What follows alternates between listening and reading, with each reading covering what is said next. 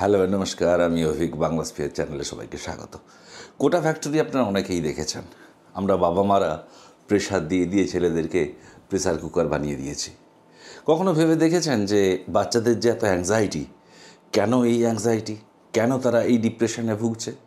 খেয়াল করুন, যখন একটা বাচ্চা যখন সে টিউশনে পরীক্ষা দিচ্ছে, সে আদৌ সেটা গুরুত্ব দিচ্ছে না, সে আদৌ টেনশনে ভুগছে না, সে নর্মাল পরীক্ষা দিচ্ছে, ক্যাজুয়ালি পরীক্ষা দিচ্ছে।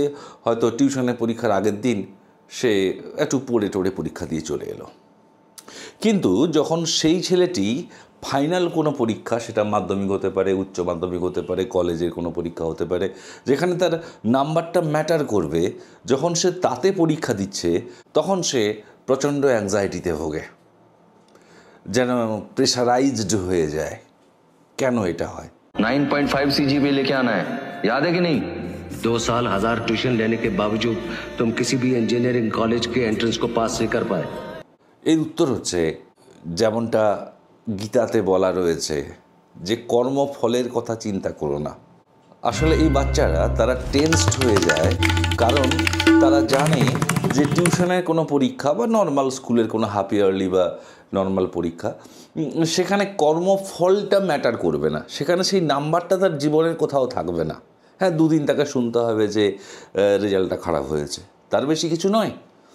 কিন্তু যখন সে কোনো বড় পরীক্ষা দিতে যাচ্ছে, যেখানে চাকরির পরীক্ষা হতে পারে, যেখানে তার জীবনটা নির্ভর করছে, তখন সে কর্মফলের কথা ভাবে যে যদি আমি ফেল করে যাই তাহলে কি হবে।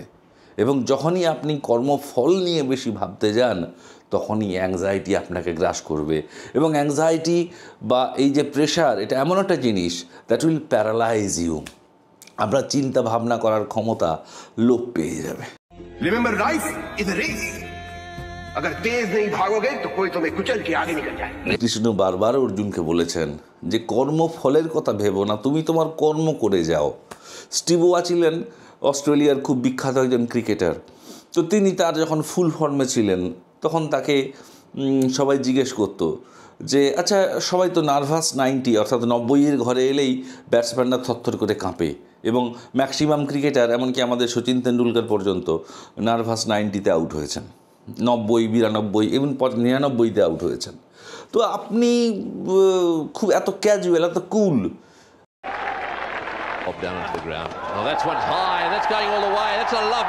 আপনার সেঞ্চুরি সব থেকে বেশি, তো আপনি কিভাবে এটা সম্ভব করেন?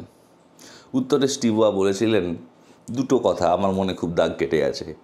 এক হচ্ছে, দেখুন, এমন কিছু জিনিস আছে that is beyond my control. এখন বোলার কিভাবে বল করবে, সে সুইঙ্গার দেবে না বাউন্সার দেবে, আমি জানি না। আমার কাজ হচ্ছে ব্যাট করা, তো আমি ব্যাট করি। কিভাবে বল আসবে, সে কিভাবে হাতটা ঘোরাচ্ছে আমি দেখি না, বল আসবে আমি মারবো, দ্যাটস মাই ডিউটি।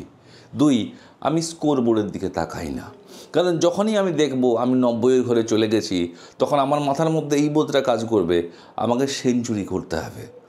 আমার ক্ষেত্রে পরিস্থিতিটা অনেক টাফ হয়ে যাবে। তাই আমি পরিণতির কথা ভাবি না, যে ম্যান অফ দ্য ম্যাচ হলে কী পাবো কী না পাবো, আমি দেখি না স্কোর বোর্ডে কী হচ্ছে। তাই বন্ধুরা, যদি আপনি জীবনকে ক্যাজুয়ালি নেন, সব পরীক্ষাই সমান, আপনি ভালো রেজাল্ট করবেন। আর যদি কর্মফলের কথা ভেবে নিজের উপরে এক গাদা চাপ নিয়ে বসেন, তখন কিন্তু কোনো দিনই আপনি ভালো ফল করতে পারবেন না, কারণ তখন আপনি কাজ করতে পারছেন না। Your power of working, your capacity of working, functioning is paralysed by your overthinking that what will happen next if I score poor result. এখন পুয়ার রেজাল্ট হবে কি হবে না সেটা তো আপনার হাতে নেই। আপনার হাতে যেটা রয়েছে সেটা হচ্ছে চেষ্টা। আপনি সেই চেষ্টাটুকু করে যান, ফল যেটা হবে সেটা তো সময়ই বলবে। আপনি অহেতুক নিজের উপরে প্রেশার টেনে আনছেন, যেটা আলটিমেটলি আপনার ক্ষতি করছে। তাই গীতার কথাগুলো যদি একটু আমরা শুনি, অবশ্যই আমরা আমাদের জীবনকে একটু বেটার করতে পারবো। ভালো থাকবেন, নমস্কার।